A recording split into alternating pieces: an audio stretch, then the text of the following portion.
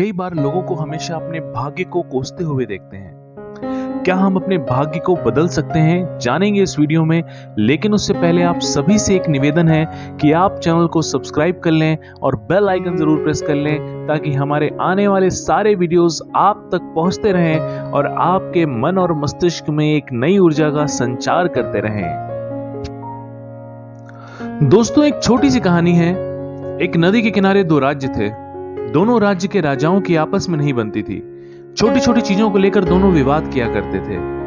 नदी किनारे ही एक महात्मा रहते थे।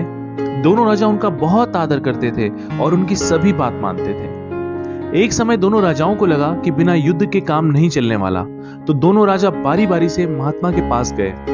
पहला राजा गया और पूछा कि यदि युद्ध हुआ तो जीत किसकी होगी। महात्मा ने जवाब दिया, यदि युद्ध हुआ तो आपकी जीत निश्चित है। सुनकर राजा बहुत खुश हुआ और खुशी खुशी अपने राज्य को वापस लौट गया। दूसरा राजा भी महात्मा के पास पहुंचा और पूछा कि यदि युद्ध हुआ तो जीत किसकी होगी। महात्मा ने जवाब दिया कि युद्ध हुआ तो आपकी हार होगी। राजा बहुत निराश हुआ और दुखी मन से अपने राज्य को वापस लौट गया। राजा को रात भर नींद नहीं आई। उसने सोचा कि मेरे भाग्य में हार लिखी है, लेकिन मैं अगर आसानी से हार गया तो इतिहास में मेरे और मेरे पूर्वजों के पराक्रम पर प्रश्न चिन्ह लग जाएगा। लोग हमारा उपहास करेंगे। उसने सोचा कि यदि हारूंगा भी तो आसानी से नहीं हारूंगा।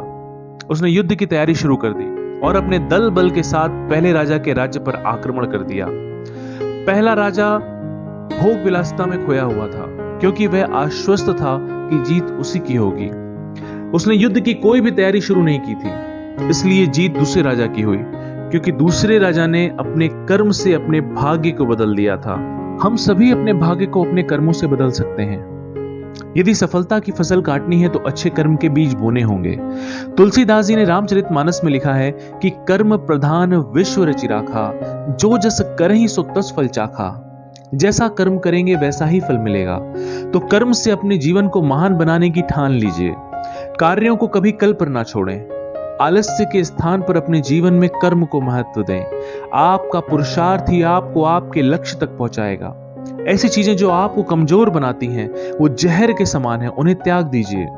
हमेशा ध्यान रखिए, आपके कर्म ही आपकी पहचान है, वरना एक नाम के तो हजारों इंसान हैं। मैथिली शरण गुप्त जी की कविता है, कुछ काम करो कुछ काम करो, जग में रहकर कुछ नाम करो। यह जन्म हुआ किस अर्थ अहो, समझो जिसमें यह व्यर्थ ना हो।